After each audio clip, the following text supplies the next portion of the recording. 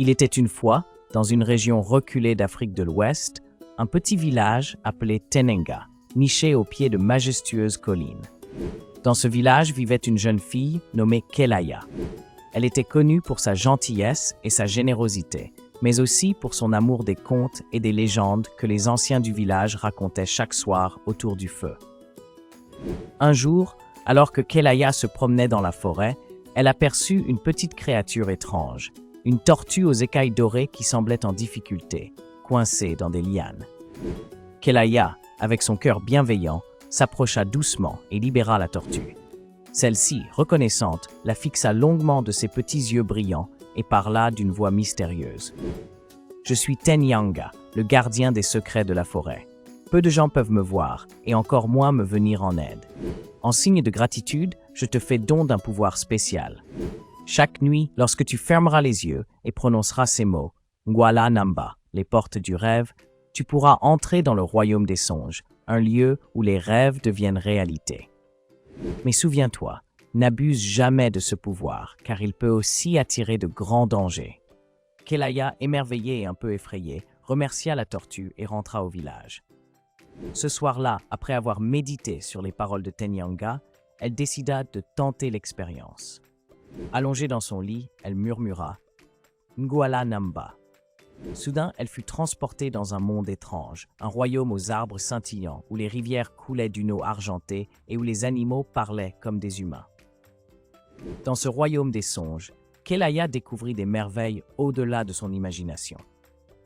Elle rencontra des créatures légendaires, comme les grands éléphants d'ivoire qui pouvaient voler et les oiseaux multicolores qui chantaient des mélodies apaisantes. Chaque nuit, elle explorait de nouveaux endroits, et au fil du temps, elle devint une amie intime des habitants de ce royaume. Cependant, un jour, Kelaya se laissa emporter par sa curiosité.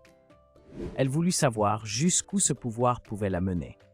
Elle décida de rester dans le royaume des songes plus longtemps que de raison, malgré les avertissements de Tenyanga.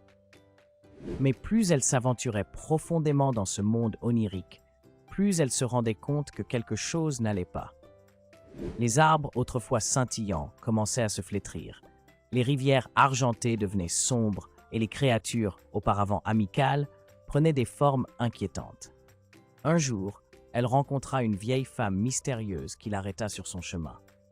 La vieille femme, aux cheveux blancs comme la neige et aux yeux perçants, dit « Kelaya, tu as oublié les règles. Ce monde est fait pour rêver, pas pour vivre éternellement. Chaque minute que tu passes ici trop longtemps épuise l'équilibre entre les rêves et la réalité. » Effrayée, Kelaya comprit alors son erreur. Elle tenta de quitter le royaume des songes, mais les portes refusaient de s'ouvrir. Désespérée, elle appela Tenyanga.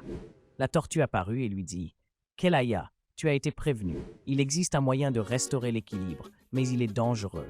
Tu devras affronter le gardien des cauchemars, une créature redoutable qui contrôle les ombres de ce monde. Si tu réussis, tu pourras retourner chez toi. Mais si tu échoues, tu seras piégé ici à jamais. » Déterminée, Kelaya accepta le défi. Elle fut guidée vers une caverne sombre au cœur du royaume, où résidait le gardien des cauchemars. Ce dernier était une créature effrayante, mi-humain, mi-félin, avec des yeux rouges perçants et une voix caverneuse qui résonnait dans l'obscurité. Un long combat s'engagea.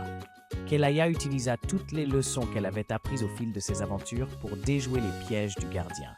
À un moment crucial, elle se rappela des mots de la tortue. « N'abuse jamais du pouvoir. » Elle comprit alors que la clé pour vaincre le gardien n'était pas la force, mais la sagesse. Elle déposa ses armes et parla avec sincérité au gardien, lui expliquant qu'elle regrettait son arrogance. Le gardien, surpris par son humilité, recula. Les ombres autour de lui commencèrent à se dissiper, et il laissa finalement Kelaya repartir.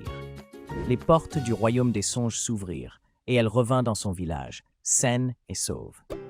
Depuis ce jour, Kelaya ne prononça plus les mots magiques, mais elle se rappela toujours des merveilles et des leçons du royaume des songes.